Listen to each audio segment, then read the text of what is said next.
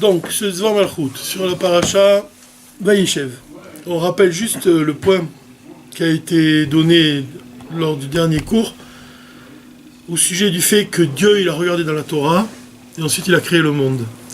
Et on a expliqué qu'effectivement, si on observe la lune et le soleil, et on voit que la lumière de la lune diminue pendant la seconde partie du mois de Kislev, et même tous les mois de l'année, la seconde partie du mois, la lumière de la lune elle va en décroissant, dans le ciel elle diminue. Pourquoi ?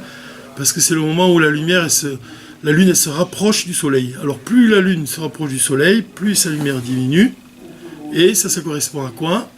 Quand la lumière de la lune diminue, ça correspond au dévoilement de l'essence. C'est-à-dire quand l'essence elle se révèle, alors la lumière diminue. On a donné l'exemple de l'intellect et de la force de Messirou Nefesh.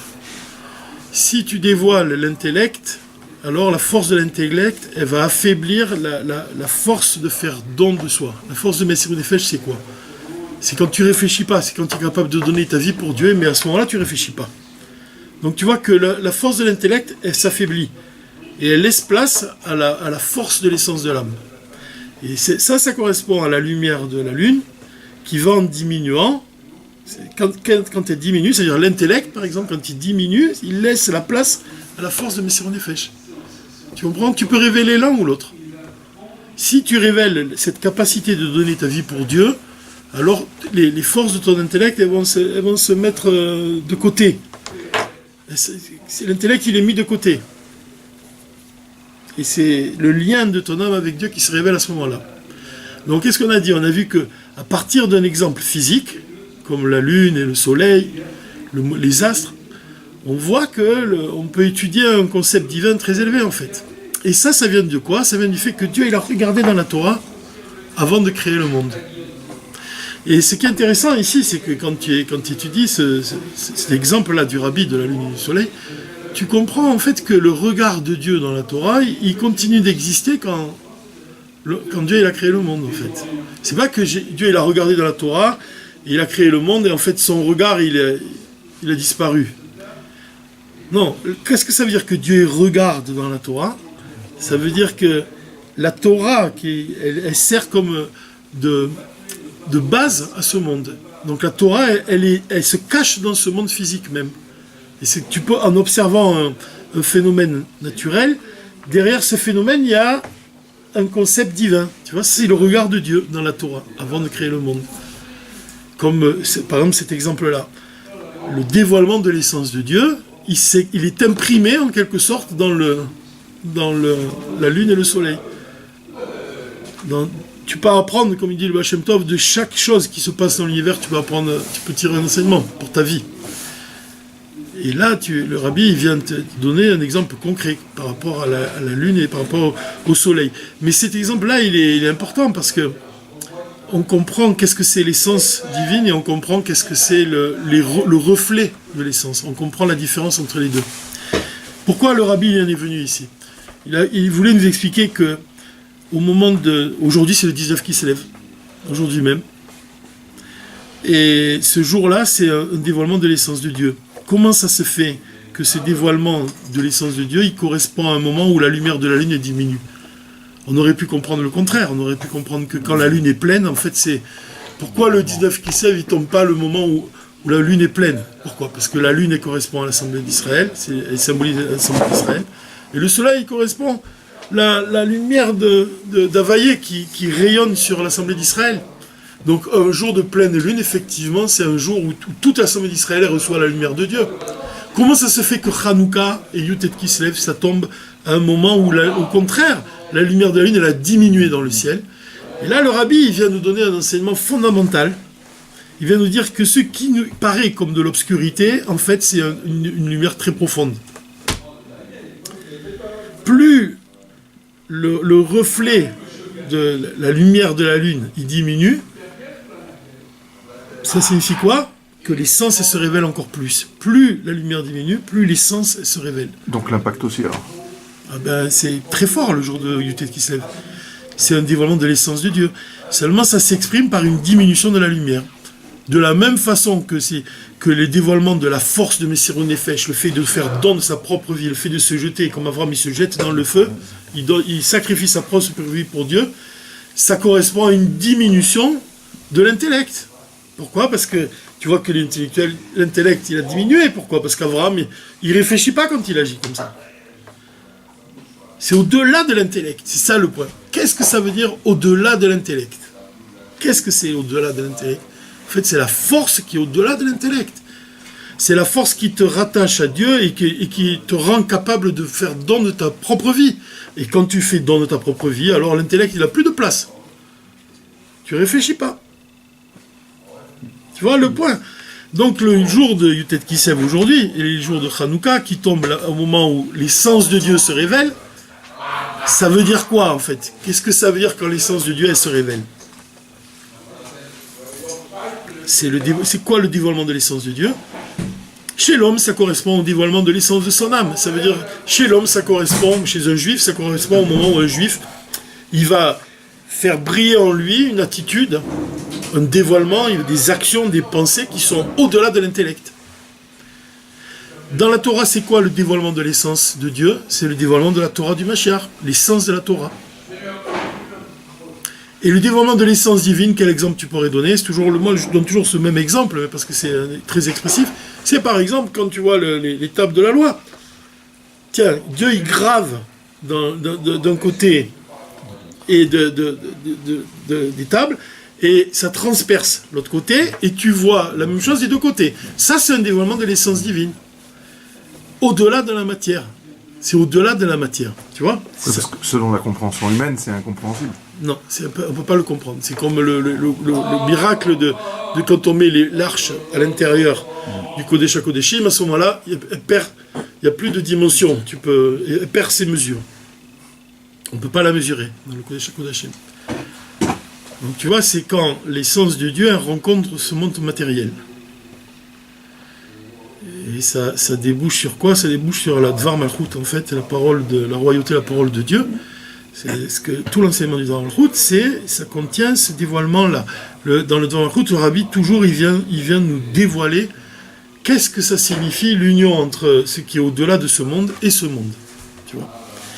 Et là, le point qui a été donné donc dans le Dvar Malchut précédent, on a dit, c'était quoi? On a dit, c'est que en fait, l'obscurité de la lune cache la révélation de l'essence divine. Ça veut dire quoi, dans des mots plus simples? Ça veut dire que ce qui te semble être de l'obscurité, ça cache une grande lumière. Alors, le lien qu'on peut faire ici avec le Dvar Malchut de la Parasha Vayeshev, ici, c'est de dire que le Rabbi nous parle ici il commence par une question, il nous dit comment on doit prendre le fait que tous les Juifs ils sont dispersés dans le monde? C'est positif ou négatif? A priori, ça peut paraître comme négatif. Voilà, ça peut paraître négatif. Et pourtant, ça l'est. Et pourtant, c'est positif. C'est-à-dire que si tu as un regard chitsoni, l'apparence des choses, effectivement, tu te dis, tiens, on est loin de l'époque du Mashiach, puisque le Mashiach, Dieu, il va rassembler les Juifs des quatre coins de la terre. J'ai failli dire les quatre coins du Tzitzit, mais bon, c'est un peu ça, quoi. Il va les rassembler tous des quatre coins de la terre en Israël. Israël, ça va devenir le monde entier, et Jérusalem, ça va devenir la terre d'Israël. Mais en attendant, on voit que les Juifs sont tous dispersés. Il dit, mais qu'est-ce que c'est l'aspect positif? C'est quoi le positif qu'il y a dans tout ça? C'est qu'en fait, si les Juifs sont dispersés dans le monde, ça signifie qu'ils ont pour mission de raffiner des étincelles dans chaque partie du monde. À chaque endroit, il y a des étincelles qu'on doit élever. C'est pour ça que même un miracle que le Rabbi fait, d'avoir fait un chaliar, on a dit, au nom du Rav Moshe Lazar, au Kino Sachouchim, il a dit, j'ai dit au cours dernier, il a dit que c'est un miracle que Dieu m'a fait d'être un chaliar, comme ça il dit, parce que c'est un miracle qui fait à un chaliar de se rendre à un endroit pour élever des étincelles divines qui ont besoin d'être élevées.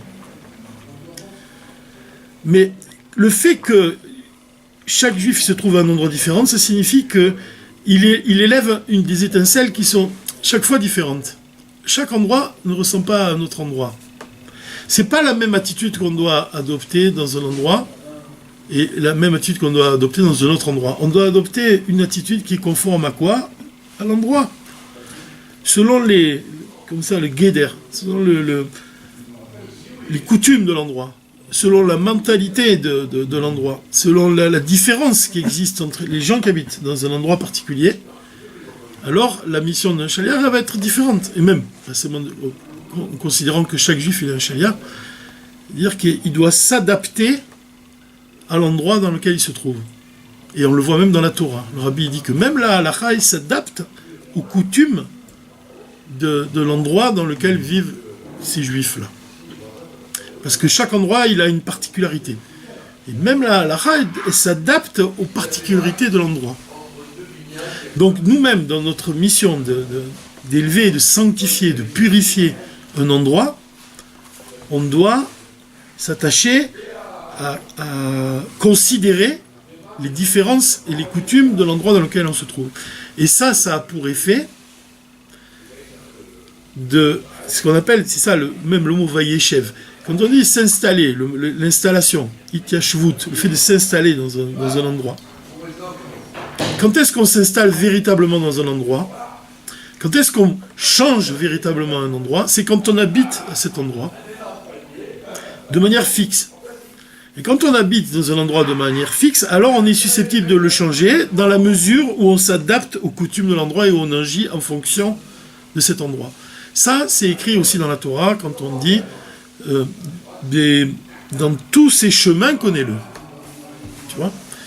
La diversité, la différence qui est propre à un endroit de ce monde, elle va déclencher chez nous une attitude, une façon d'agir qui va s'accorder avec l'endroit dans lequel on se trouve.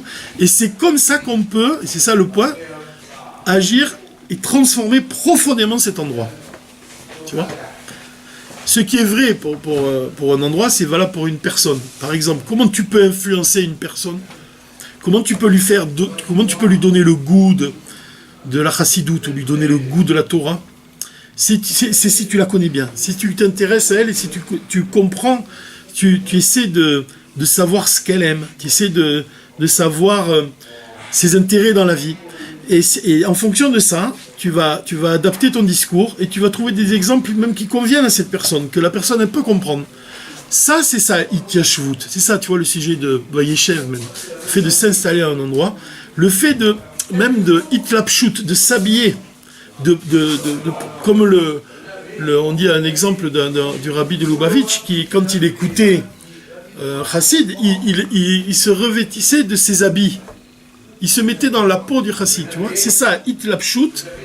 C'est le fait de sentir la personne face à laquelle tu te trouves, pour pouvoir lui parler, pour pouvoir l'influencer et la transformer véritablement. Tu vois. Ça, c'est le sujet de la shlichut. Et c'est de cette manière-là qu'on peut vraiment changer le monde. Et c'est pour ça que c'est positif qu'il y ait des quantités de juifs dans des quantités d'endroits dans le monde. C'est parce que la mission d'un juif, c'est de transformer, comme on a dit, le monde, ça deviendra la terre d'Israël. C'est de transformer ce monde profane en une demeure pour Dieu. Alors, c'est intéressant parce que mon épouse, elle m'a dit comme ça, à Shabbat, je ne sais pas si c'est écrit quelque part, mais elle m'a dit, qu'est-ce que ça veut dire d'élever ce monde? Quand on dit qu'on doit élever ce monde, ou alors quand on dit que ce monde-là, il doit retourner à sa source. On dit ça aussi. On doit faire, comme quand on parle d'élever les étincelles divines. Et en fait, elle a dit, c'est quand tu attires Dieu dans ce monde. C'est comme ça que tu parviens à faire revenir ce monde à sa source. C'est-à-dire que, c'est ce que j'ai trouvé intéressant dans ce qu'elle a dit, c'est que généralement, quand on pense d'élever ce monde, on imagine qu'on doit élever le monde vers le haut. Non, en fait, c'est de faire descendre le divin ici-bas. C'est ça, élever ce monde vers le divin, tu vois. C'est ça, cette qualité-là de raffiner, de purifier les étincelles qui sont enfouies dans ce monde. Et les élever vers la sainteté, en fait, c'est d'attirer le divin ici-bas. Alors là, il y a deux manières d'agir. Et ici, le rabbi il commence par nous dire il y a deux façons d'agir. Ou bien tu éclaires l'endroit, tu envoies un éclairage de sainteté, tu envoies un éclairage qui va changer l'endroit, que l'endroit il va pouvoir respirer le divin, mais il ne va pas se transformer. Dans les mots du Rabbi, regarde, comment il le dit. Il dit comme ça, Darga Arishon, le premier niveau, c'est quoi? C'est que la Kedusha pénètre à l'intérieur des limites de ce monde inférieur, c'est-à-dire elle pénètre à l'intérieur de l'endroit que tu veux rendre saint, mais cet endroit-là qui est inférieur, Ar Eina Tarton Atzmo Mitale Midargato Veneefar Leelion. Mais cet endroit-là que tu vas faire pénétrer la Kedusha à l'intérieur de cet endroit, mais cet endroit-là, il ne va pas s'élever de son niveau et il ne va pas se transformer en un niveau supérieur. C'est-à-dire que l'endroit supérieur, il fait juste que l'influencer, mais l'endroit n'a pas été transformé. Tu comprends? Ça, c'est le premier niveau. Il reçoit, qu'est-ce qu'il fait? Mekabel Kol Azman, il reçoit en tout temps, de tout le temps, Me'alion, du niveau supérieur, Ve'ein ou Adain Atzmaï, mais il n'est pas encore devenu indépendant. Tu vois? Tu lui envoies de la Kedusha, cet endroit, mais il n'est pas indépendant, il a besoin de recevoir tout le temps. Il n'a pas changé. À Darga Eliona Yoter, c'est quoi le niveau le supérieur? C'est quand on dévoile et Akadosh Baruch Hu Atzmo, Dieu lui-même, chez Midgale, Dafka Betarton, que Dieu lui-même se révèle dans cet endroit inférieur. Veshuv Eino Tarton Ela Davar Echad Imaelion, et cet endroit supérieur, en fait, il va faire un avec Dieu maintenant. Pour Mimele, Eino Zakuk Le Hashpot Kedusha, bien d'accord. Il n'a plus besoin de recevoir d'influence. Pour quelle raison? Parce qu'il est lui-même devenu une source. Tu vois la différence? Dans un endroit, tu reçois la lumière divine, mais tu ne changes pas, tu n'es pas indépendant. Et un niveau supérieur, c'est quand tu fais un avec le divin, au point que toi-même, tu deviens une source. Ça, c'est ce qu'on a étudié la semaine dernière à propos de la Lune. On a dit que quand la Lune elle se rapproche du Soleil, sa lumière diminue jusqu'au moment où on ne la voit plus dans le ciel. Tu te rappelles de ça, Moshe? On ne la voit plus. À ce moment-là, elle est totalement baby tool. Là, elle reçoit toute sa lumière du soleil. Mais même dans ce moment-là, où en fait l'essence se dévoile, on a dit, tu vois qu'on n'est pas encore arrivé au tachlit, à la fin, à l'objectif final. C'est quoi l'objectif final? C'est que dans la fin des temps que ça arrive. C'est-à-dire que même dans le cas où tu vois la Lune, l'essence qui approche et qui est totalement battelle à Dieu, qui reçoit même, qui fait un avec Dieu, elle fait que recevoir le divin encore. Réellement, elle ne fait pas un avec Dieu. Quand est-ce qu'elle va devenir indépendante? C'est dans les temps du Mashiach où on dit que la lumière de la lune, elle va être aussi grande que celle du soleil. À ce moment-là, elle va avoir une indépendance, elle va acquérir une indépendance. Ça, c'est les temps du Mashiach. Et ça, c'est les deux moments qui sont décrits ici. Tu peux influencer quelqu'un, tu peux lui donner un éclairage divin, mais sans le transformer, ou alors tu peux lui donner l'occasion d'être lui-même une source. Et là, à ce moment-là, ça veut dire qu'il fait un avec le divin. Cette différence-là, le Rabbi, il l'a fait souvent dans ses discours chassidiques, mais il l'exprime différemment. Comme on le voit par exemple quand il dit dans Matate Tzavé, on a appris que des fois, un juif, il peut être illuminé, et il va faire force il va dévoiler sa capacité de faire don de sa propre vie. Tu vois bien, comme on a dit en Russie à l'époque où il faisait la contrebande pour faire rentrer, enfin pas la contrebande, il cachait les téphilines pour passer la frontière, ou alors il se cachait dans les caves pour faire la Brit Mila, ou même tu vois bien les marades, même à l'époque aussi, tu peux citer cet exemple là, qui sont comme ça, qui font tout en secret, mais qui se mettent en danger. Et le Rabbi il dit que quand ces mêmes personnes-là, en Russie par exemple, elles ont quitté l'état fasciste, dictatorial, pour se retrouver dans un état libre en Amérique, ils ne se mettaient plus autant en danger. C'est exactement ça, c'est le premier niveau. C'est-à-dire qu'il y avait un moment, la lumière, elle les influençait, donc ils étaient capables d'agir au-delà de l'intellect, de faire don de leur propre vie, mais ils n'avaient pas réellement changé, puisque quand ils étaient en Amérique, ils étaient dans un état où on pouvait faire la Torah, ils avaient perdu cette capacité à aller au-delà d'eux-mêmes. Elle avait disparu. Donc ils n'avaient pas changé. Et dans le discours Matate Tzavé, le Rabbi il dit, il y a un autre, dans quel cas on parvient à changer vraiment, c'est le deuxième cas, c'est là où tu fais un avec le divin, c'est quand tu dévoiles un niveau encore plus élevé que Messirot Nefesh. Parce qu'il y a le niveau de Mixir Nefesh, c'est un niveau très élevé, quand tu brilles sur toi le divin, c'est-à-dire que Dieu, il fait que tu es éclairé, tu vas agir au-delà de ta propre nature, mais tu ne changes pas. Comment on fait pour changer? C'est quand on dévoile l'essence de l'âme. Si l'essence de l'âme, elle se révèle en toi, à ce moment-là, tu changes. Là, tu fais un avec le divin, et là, tu deviens une source. C'est la différence, tu vois. C'est dévoiler l'essence de l'âme. De quelle manière? C'est que dans le premier cas, tu fais que recevoir une influence, mais toi-même, tu participes pas vraiment. Dieu, il te fait un cadeau, tu vois, il te met dans une situation comme un Baal Tshuva.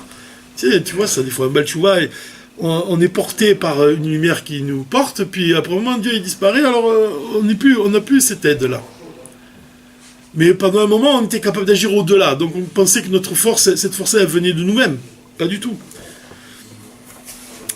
Quand la force, elle vient de toi-même, quand toi, tu parviens à faire un travail pour dévoiler l'essence de ton âme, là, tu parviens à ce que ça reste.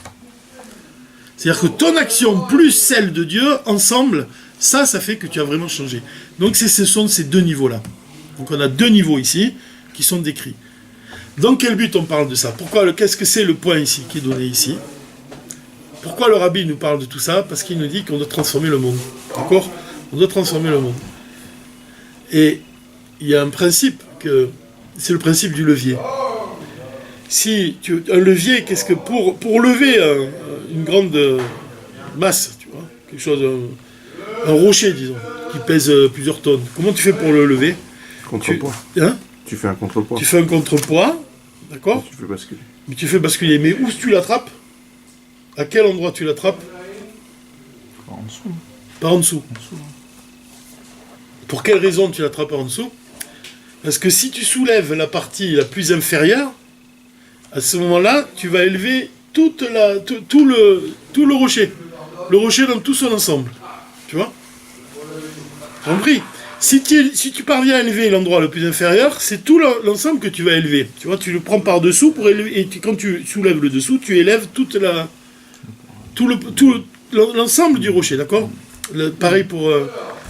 si tu élèves un immeuble de 5 étages, si tu le prends par-dessous, en élevant le rez-de-chaussée, tu élèves le point le plus haut. Il dit, c'est la même façon, cet exemple du levier, c'est pour comprendre que si tu parviens à élever l'endroit le plus bas, l'endroit le plus tamé, en fait, tu élèves toute la création. Un autre exemple, si tu parviens à élever un Baal Tshuva, vraiment, tu vois, ou tu parviens à élever une personne qui est vraiment à un endroit très bas, si tu parviens à le toucher, si tu parviens à l'élever, tu t'imagines ce que tu fais, tu élèves toute l'assemblée d'Israël à ce moment-là. Si tu t'attaches, d'ailleurs, tu t'attaches aux points les plus inférieurs de ce monde, au niveau spirituel, je pense, que tu parviens à élever toute l'assemblée d'Israël, la lumière divine va rayonner sur le monde entier, même dans les mondes supérieurs, même. En élevant ce monde inférieur, tu élèves le monde le plus supérieur. Et quel est l'endroit le plus inférieur dans ce monde, d'après vous? Quel est le pays le plus inférieur dans ce monde? Non. Spirituellement. La France. C'est ce que dit le rabbi. Et dans tout de ce discours chassidique, le rabbi, en fait c'est Tzira, le rabbi il parle de la France. La France c'est l'endroit le plus inférieur. D'ailleurs le mot même Tsarfat, ça veut dire, il y a plusieurs significations à ce mot, mais notamment il nous parle ici, il nous dit que c'est aussi Tsirouf, c'est le fait de raffiner, de purifier. C'est-à-dire que si on parvient à élever l'impureté, la clipa, la plus grossière qui existe, c'est en France, alors on révèle l'essence de Dieu. Et on élève le monde vers la délivrance. La délivrance, elle passe par le fait de purifier et d'élever la France. En fait, on pourrait penser, oui, que d'un côté, on pourrait penser, on se dit, tiens, quand le rabbi dit qu'il faut Tsarfat, et que c'est la même valeur numérique que 670, donc on pourrait éprouver peut-être une certaine petite fierté du fait d'être français, tu vois, mais en fait, c'est peut-être pas ça l'essentiel ici. L'essentiel, il vient de te dire que c'est la clipa la plus grossière qui existe, elle est en France, et qu'on doit s'attacher l'a transformé. Qui c'est qui l'a senti vraiment le premier, tout ça? Parce que le rabbi, c'est un prophète aussi. Et c'est Obadiah, où il parle de la France, mais qui c'est qui l'a senti réellement le premier de manière profonde? C'est l'Admour HaZaken. On est comme les 19 qui se lèvent. Aujourd'hui, c'est l'occasion de rappeler que l'Admour HaZaken, il espérait que la Russie elle gagne la guerre face à Napoléon. Pour quelle raison il espérait qu'il gagne la guerre, que la Russie gagne la guerre? Parce que l'Admour HaZaken, il a senti la mentalité, et la clipa, il a cerné la clipa de la France, en fait, qui s'exprime par le fait que plus tard, il y aurait une révolution française, même qui a commencé même avec Napoléon. Les prémices de la révolution française ont commencé avec Napoléon. Ou c'est quoi? Il est question de quoi dans la révolution française? Qu'est-ce qu'ils ont fait finalement, les Français? Qu'est-ce qu'ils ont fait? Ils ont coupé la tête du roi. Hein? Ils refusaient la royauté. Mais si tu analyses ça de manière profonde, qu'est-ce que ça veut dire de couper la tête du roi? De refuser, voilà, de refuser la royauté. Ça veut dire que c'est comme Pharaon qui dit je me suis créé moi-même. C'est la même sorte de clipa. C'est-à-dire que de refuser le joug, l'acceptation du joug céleste. Tu veux dire quelque chose? Non, c'est pas seulement c'est se débarrasser de la royauté. C'est de penser que la France, elle s'est débarrassée de la royauté. Elle n'existe plus. Non. C'est-à-dire que comme eux, ils se sentent largement supérieurs, ils pensent qu'ils ont débarrassé le pays de la royauté. Ouais. Et on n'en parle plus. Voilà. Et c'est pour ça que le niveau est si bas. Voilà, c'est une équipe très grossière. Maintenant, comment on pourrait l'expliquer? Parce que le rabbi il nous dit que c'est en élevant la France, c'est par la France que on parvient à la Géoula. Le rabbi ne donne pas d'exemple, il ne dit pas pourquoi exactement, qu'est-ce qu'elle a de particulier de manière réelle, dans la réalité qu'on connaît. En quoi on peut voir la clipa de la France? Peut-être il laisse à chacun le soin de méditer. En tout cas, moi j'y réfléchis à la question. Je me suis demandé comment tu peux voir dans la France d'aujourd'hui que elle a coupé la tête du roi, tu vois. Comment qu'elle se débarrasse de toute l'acceptation du joug divin, c'est pas présent dans sa mentalité. Elle croit qu'en elle-même. Effectivement, quand tu vois je me suis dit que la réponse est peut-être dans l'art même. Parce que là, la France est un pays où il y a beaucoup de... On voit que c'est l'expression vraiment des plaisirs et de l'âme animale. L'art de cuisiner, c'est vrai. L'art de s'habiller. Le vin. Le vin aussi, l'art de boire et toute cette... tu vois, l'architecture aussi. Le vin, il est érigé comme une religion en France. Mais c'est quelque chose qui est lié avec quoi? C'est lié... du côté de la sainteté, c'est quoi? Le vin, c'est les secrets de la Torah. Tu vois? Et du côté de l'autre côté de la Kedusha, de la sainteté, c'est certainement pas lié avec les secrets de la Torah. Le vin, il peut amener un homme à... De toute façon, c'est lié avec des plaisirs du corps. Quand le rabbi nous dit qu'on doit raffiner la France, qu'on doit élever la France, il nous dit que les premiers qui ont commencé vraiment à s'installer en France, parce que vous vous rappelez qu'on a dit le point principal de Vayeshev, c'est quoi? C'est que quand on veut transformer un endroit, on doit s'y installer, on doit y vivre. Donc les premiers, on voit, il nous dit que même les Admourim Chabad, comme le rabbi Maharash, et comme le rabbi Rayat, et comme le rabbi lui-même, puisqu'il a vécu 8 ans en France, ils sont venus s'installer en France. À tel point que même la rabbinite, Réamouchka, elle déclare, nous avons semé, maintenant c'est à vous de récolter. C'est-à-dire qu'ils ont effectué un travail, ils se sont même installés en France, pour transformer cette clipa en Kedusha. C'est-à-dire que nous-mêmes, on doit continuer ce travail. Donc on pourrait dire quelque part, parce qu'on voit, on peut voir vraiment de nos yeux que la France est un pays qui est très très cultivé. La culture est très importante en France, tu vois. Il y a beaucoup d'émissions culturelles. Tu pouvais regarder à la télévision des émissions littéraires ou des émissions de peinture ou des reportages ou des choses qui sont liées avec l'activité, la vie artistique. Donc, mais malgré tout, qu'est-ce qu'on voit? On voit que le fond lui-même, il est pas attaché à la sainteté. Tu vois? C'est superficiel. Même dans le cas où tu peux dire que c'est pas grossier, dans le sens, ça reste un peu de sa noix, ça reste un peu, tu vois, dans les limites je sais pas, de l'élégance, disons, et spirituelle, je parle. Ça n'ajoute pas dans la sainteté. Donc, qu'est-ce que ça veut dire qu'on doit comment on peut élever une clipa pareille? Comment on peut élever un monde pareil? Puisque tu vois que c'est très lié à l'art, ça signifie que même à ce niveau-là, le peuple juif, il a une place à jouer. Tu vois? Ça veut dire qu'on doit raffiner la littérature, on doit raffiner la peinture. Évidemment, on doit raffiner notre façon de manger, notre façon de boire. D'ailleurs, on raconte l'histoire du Rabbi Maharash, qui est allé en France et qui voulait aller dans un hôtel, parce qu'il se trouvait un juif qui était en train de jouer aux cartes, et il est allé lui dire à l'oreille que c'est interdit de boire du vin qui n'était pas cachère. Et en fait, il est allé uniquement pour ça, pour lui dire ça. Mais quelque part, cette histoire-là, le vin, comme tu as dit, c'est quelque chose de très fort en France. C'est certain que on doit élever cette kippa, c'est s'attacher à changer la grossièreté du corps, à la transformer, à faire du corps quelque chose un réceptacle capable de recevoir un dévoilement divin élevé.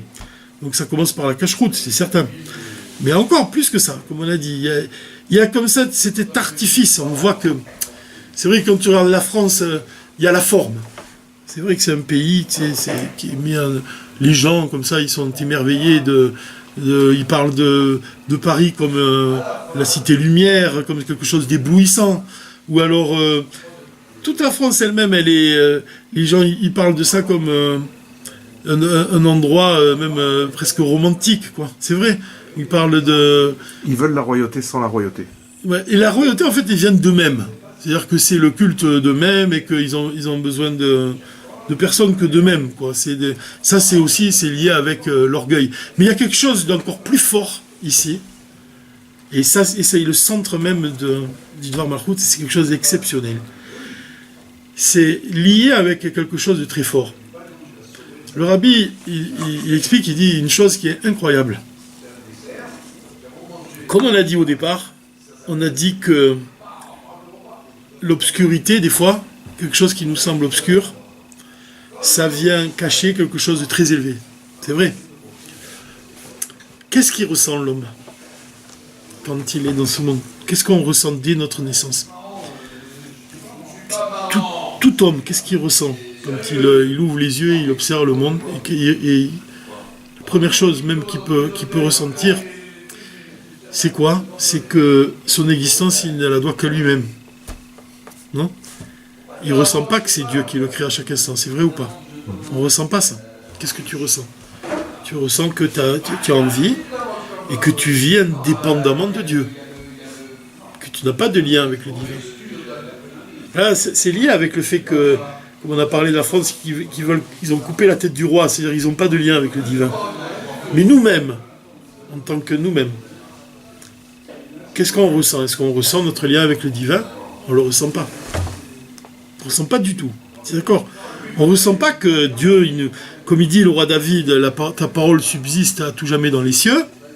Que le Morazaken, aujourd'hui ce 19 qui se lève, il vient nous dire qu'est-ce que c'est ta parole demeure à jamais dans les cieux. C'est qu'à chaque instant, il te donne la vie. À chaque instant, il fait battre ton cœur. Je me rappelle quand quand je commençais ma tchouva, je me rappelle, j'étais à Paris et j'avais assisté à quelque chose de très très très, très douloureux. Un ami m'avait demandé de venir parce que son père était en train de quitter ce monde. Il m'a dit, viens s'il te plaît, rejoins-moi, je peux pas, c'est trop dur, viens rejoins-moi. Et donc j'habitais Toulouse et je suis parti à Paris, je me suis retrouvé dans un Bêtrefoy, et j'arrive, j'ai passé toute la nuit dans la chambre avec mon ami, quoi, pour le soutenir, et son père était en train de partir. Et au matin, son père il a rendu l'âme comme ça. Et c'était la première fois que je voyais quelque chose d'aussi terrible. Et pendant quelques jours, j'étais complètement désemparé, quoi. J'ai eu choc comme ça. Et je marchais, j'ai déambulé dans les rues de Paris, je marchais toute la journée sans pouvoir m'arrêter. Ça a duré pendant 2-3 jours comme ça. Et j'allais tout le temps dans le quartier de rue des Rosiers, dans le Marais. Et c'est comme ça que j'ai découvert, la première fois que j'ai vu un kollel, une yeshiva, c'était là-bas. Je suis rentré, j'ai vu plein de juifs en train d'étudier la Torah, c'était là-bas. Et moi je ne savais pas du tout, je ne savais pas parler l'hébreu et tout, mais j'avais envie d'étudier. Qu'est-ce que j'ai fait? J'ai pris, je me rappelle un livre d'Aftara, je l'ai mis comme ça devant moi, il était traduit en français, et j'ai commencé à écrire tout ce qu'il y avait écrit, tu vois. Pendant des heures, j'écrivais. Enfin, c'était un moment très dur. Et je suis allé manger dans un restaurant cachère, et il y avait un religieux qui mangeait à la table à côté. Et puis moi j'étais tellement traumatisé par ce que j'avais vu, je lui demande, je dis, mais est-ce que Dieu vraiment, tu peux me prouver qu'il existe?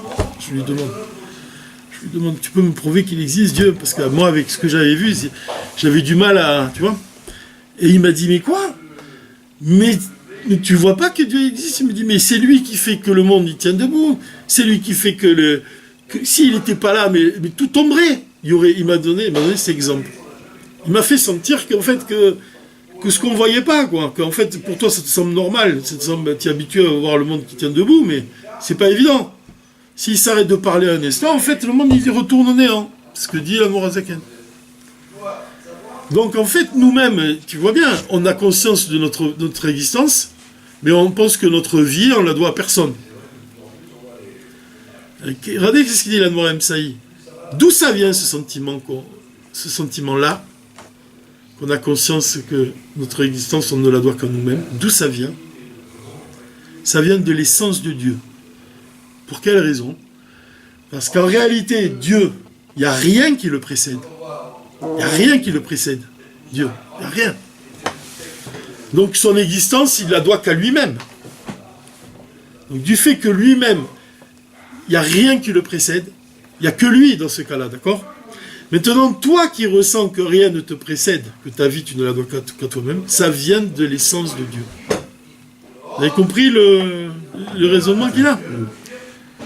Toi, tu ressens que rien ne te précède. De quel endroit ça vient du divin, ça? Ça vient de l'essence de Dieu. Pourquoi? Parce que l'essence de Dieu, rien ne la précède. Ça veut dire que l'essence de Dieu, elle se trouve en toi. C'est ça que ça veut dire. Et c'est pour ça que toi, tu ressens que rien ne te précède. Donc en fait, ce qui apparaît à première vue comme de l'obscurité, ça veut dire que tu sembles ne pas avoir de contact avec le divin, tu penses que moi je dois mon existence qu'à moi-même. En réalité, ça vient te montrer d'où tu viens, quoi. D'où tu viens. Et ça vient te montrer que l'essence de Dieu se trouve en toi-même. Ça, c'est le point le plus beau, peut-être le plus profond de ce Dvar Malchut. Regardez dans les mots, comment il dit. Atam lekar shehayesh anivra. Le yesh, c'est l'existence, anivra, de créer, l'être créé. Chash shemetziuto miatzmuto. Il ressent que sa metziut, sa réalité, elle vient de miatzmuto, de lui-même. Pour quelle raison? Imeachar sheshorsho ou miatzmuto itvarer. Parce que la racine même de ce sentiment-là, d'où il vient de l'essence de Dieu béni, qui elle-même, Metsiuto ou Miatzmuto, l'existence de Dieu, elle vient de l'essence de Dieu. Veinu alul meizeh siba shekadmalo chazve shalom. Et que Dieu, il n'y a pas de, il y a rien ne le précède. Il n'y a pas une raison qui est au-dessus de lui, qui est la raison de son existence. La raison de l'existence de Dieu, c'est Dieu lui-même. C'est-à-dire que ce monde-là matériel, Bégalouï, de manière dévoilée, on voit qu'il est rachok, il est éloigné, Beyoter, mais Elokut. On voit qu'il est loin du divin. C'est vrai, comme moi, quand j'ai vu quelqu'un qui partait devant moi, je me suis dit, tiens, on est loin du divin. C'est un monde qui semble complètement dénué de divin. Alors que c'est là où il est le plus présent. Et c'est pour ça que quelqu'un a dit ça le cours dernier, je crois que c'est Olivier, il était là, il a dit que la matière, c'est la preuve. Le rabbi, il dit que la matière, c'est la preuve de l'existence de Dieu. Parce qu'il n'y a que lui qui est capable de créer la matière. La matière, elle vient du néant. Mais nous, on est incapable de créer quelque chose à partir du néant. De même qu'il est le seul à pouvoir faire partir quelqu'un. Aussi, mais quand on le voit comme ça, de l'extérieur, on se dit... C'est le contraire qu'on voit. On se dit, tiens, on a l'impression que comme nous-mêmes, notre existence, elle semble dénuée de toute source divine. Donc, de la même façon, on se dit, tiens, il n'y a rien cette vie-là, elle est attachée à rien. Elle disparaît comme quelque chose qui s'en va sans qu'elle ait une source. C'est-à-dire que c'est ça la confrontation avec la réalité. C'est que quand tu regardes un rayon de soleil qui pénètre dans une pièce, tu observes la lumière, par exemple, qui éclaire le livre, en regardant la lumière du rayon, tu te dis, tiens, tu devines, tu sais que cette lumière-là, elle est attachée au soleil. Tu sais que ce rayon de lumière, il est attaché au rayon. C'est vrai ou pas? Seulement, quand tu regardes tu regardes ce même livre, tu vois pas, tu regardes que le livre maintenant, tu vois pas la lumière du soleil qui l'éclaire, tu vois pas le rayon de lumière qui le porte à l'existence. Il est totalement coupé du divin. Il est pas, sa source, la source qui le crée à chaque instant, tu la vois pas. De même pour toi-même, tu vois pas la vitalité, le divin qui te crée à chaque instant, tu le vois pas. C'est ce que dit ici le rabbi. Il nous dit Eyot she'aolamot haruchanim ha'elyonim yodim u'margishim ki en lahem klal metziut atzmit rak davar Hashem ou amechaye ou me'ave otam. Par contre, dans les mondes supérieurs, tu prends les anges et les mondes supérieurs, tous les mondes supérieurs, ils ressentent Dieu. Ils ressentent d'où ils viennent. Ils ont un lien avec leur source. Vous savez ça? C'est pas comme nous. Eux-mêmes, les anges et tous les mondes supérieurs, ils sont liés à Dieu de manière à ce qu'ils ressentent qu'ils doivent leur vie à Dieu. C'est pas comme nous. Nous, on ressent rien du tout. Mais eux, oui. Donc, en apparence, on voit que nous-mêmes, on est moins qu'eux. On est moins que les mondes supérieurs, on est moins qu'un ange. Parce que l'ange, il ressent sa source, alors que nous, on ne la ressent pas. En réalité, c'est le contraire que tu dois penser. Parce que l'ange, il vient pas de l'essence de Dieu. Il vient d'un niveau inférieur, il vient d'un niveau divin inférieur. Alors que toi-même, le fait que tu ne ressentes pas ton lien avec Dieu, ça prouve que tu es lié avec l'essence de Dieu. Puisque l'essence de Dieu, rien ne la précède. Et donc, elle est en toi qui pense que rien ne te précède. Mais les anges, comme ils ressentent quelque chose qui les précède, ça te montre que leur existence provient d'un niveau du divin qui est inférieur au tien. C'est la différence entre l'essence et le reflet de l'essence. Ce qu'on appelle Gilouim. Kuchota Glouim, par exemple, de l'âme, c'est un reflet, c'est l'intellect, où les sentiments sont des reflets de l'essence de l'âme. Et il y a l'essence elle-même. C'est ce qu'on a dit, c'est les deux niveaux, les deux niveaux dont on a parlé au début.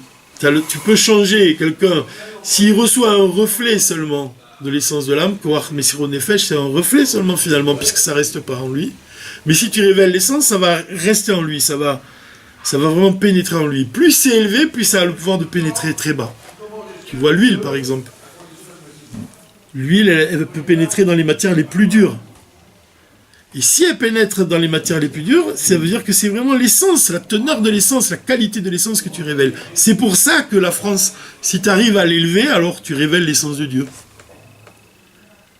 Parce que tu t'attaques aux points les plus inférieurs, aux points les plus bas, aux niveaux les plus bas, aux clipotes. Tu t'attaches à transformer la clipa, la plus inférieure.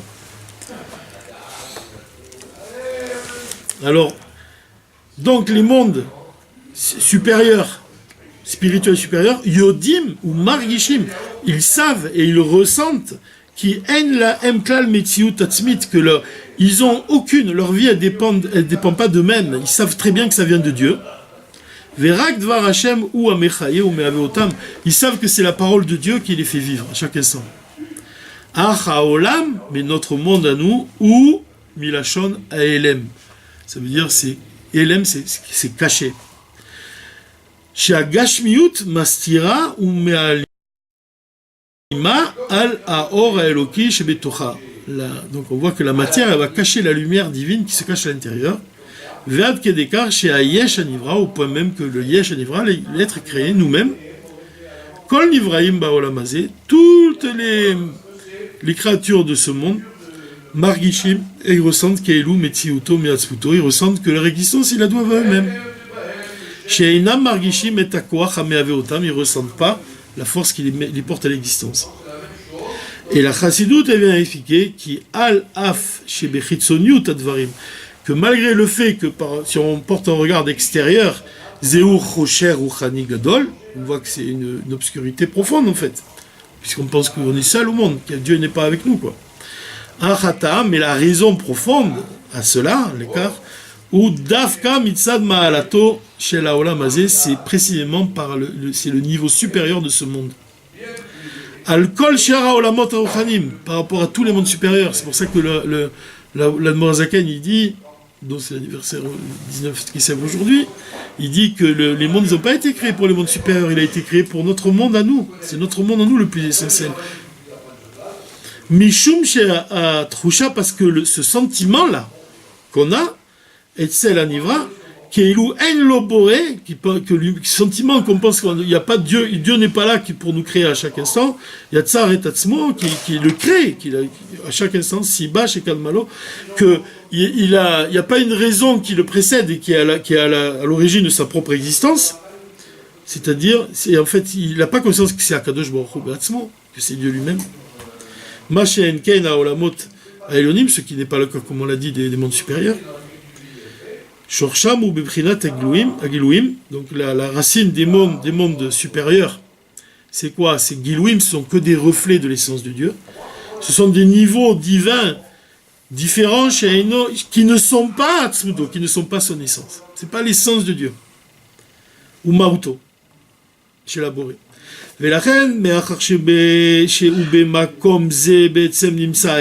Donc tu vois bien, regarde comme c'est beau. Dans nous-mêmes, il y a l'essence de Dieu, chez la Boré.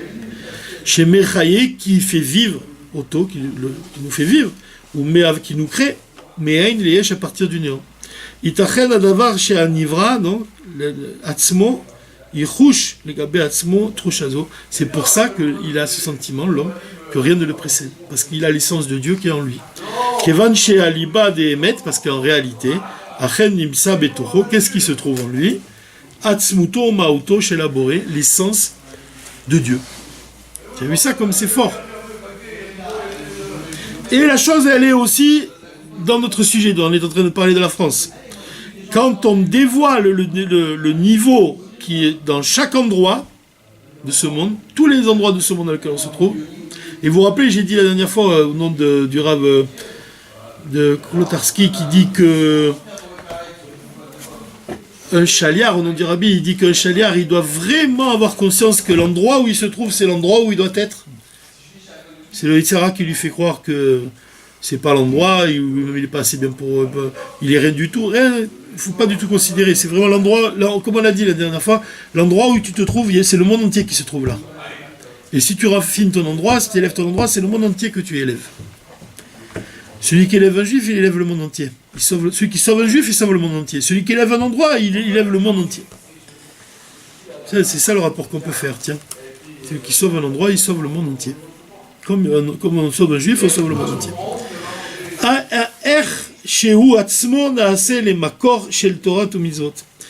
C'est-à-dire que quand on dévoile, on s'attache à un endroit, on fait en sorte que cet endroit-là, il va devenir une source de Torah et de mitzvot. Dafka Afilo à Tronochello, précisément parler avec tout ce qui le compose dans cet endroit. On a dit que chaque endroit, il a une particularité et qu'on doit s'adapter à on doit considérer cette particularité. En fait, on dévoile l'essence. Et la profondeur véritable de cet endroit qui est divers en réalité. Et c'est pour ça que d'une chose dépend de l'autre. Pour agir et raffiner et purifier les endroits les plus inférieurs, on est obligé d'Afka, de quoi? De révéler l'essence de Dieu. Parce que c'est uniquement l'essence, parce que si tu prends un niveau qui est inférieur à l'essence, il va considérer l'endroit, mais il ne va pas pouvoir le transformer. Ce qu'il dit, c'est le Rabbi. Il dit que Mitzad, au regard des Gilouim, au regard d'un reflet de l'essence de Dieu, au regard d'un niveau qui est inférieur à l'essence, un niveau élevé supérieur, mais qui est inférieur à l'essence, au regard de ce niveau-là, il y a une différence entre le supérieur et l'inférieur. Et donc, c'est pas possible d'attirer le divin dans un endroit qui n'est pas capable de le recevoir. Mais si tu dévoiles un niveau supérieur, c'est-à-dire que si tu dévoiles l'essence de Dieu, là, ça peut pénétrer même dans les endroits les plus bas. Ce qui veut dire, c'est ça qui veut dire. Il veut dire que, on a parlé des mondes supérieurs, mais qui reçoivent la lumière d'un niveau qui n'est pas l'essence, qui n'est pas lié avec, c'est pas l'essence de Dieu. C'est un niveau très élevé, mais c'est pas l'essence de Dieu. Si tu dévoiles ce niveau-là supérieur, tu peux pas changer la réalité. C'est seulement l'essence de Dieu qui peut changer la réalité. Tu vois ? Comme par exemple, je donne un exemple simple, l'âme animale. Pour transformer l'âme animale, tu es obligé de dévoiler l'essence de l'âme. Si tu dévoiles quelque chose d'inférieur à l'essence de l'âme, tu peux pas transformer. Tu vas l'endormir, l'âme animale. Tu vas l'atteindre, mais tu pourras pas la transformer en bien. C'est seulement, ça c'est un point du Rabbi aussi dans l'Inyana chez Torah Chassidut, c'est seulement l'essence de l'âme qui a le pouvoir de transformer le mal en bien. C'est écrit dans le Tanya, ça aussi. Quand il donne l'exemple de Rabbi Shimon Bar Yochai, il dit, qui c'est, on entend une voix dans le palais où réside Rabbi Shimon Bar Yochai, et qui dit, qui c'est qui peut pénétrer dans mon palais, chez moi, chez Rabbi Shimon, qui c'est qui peut pénétrer dans mon palais? Uniquement ceux qui sont parvenus à transformer l'amertume en douceur. Uniquement ceux qui sont parvenus à transformer l'obscurité en lumière. Seulement ceux-là, ils peuvent pénétrer dans le palais de Rabbi Shimon Bar Yochai. C'est quoi? En fait, c'est toute la différence entre le Benoni et le Tzadik. Le Benoni, il va agir sur le mal, il va arriver à l'éteindre pendant un moment, à l'endormir, mais il ne va pas parvenir à le transformer.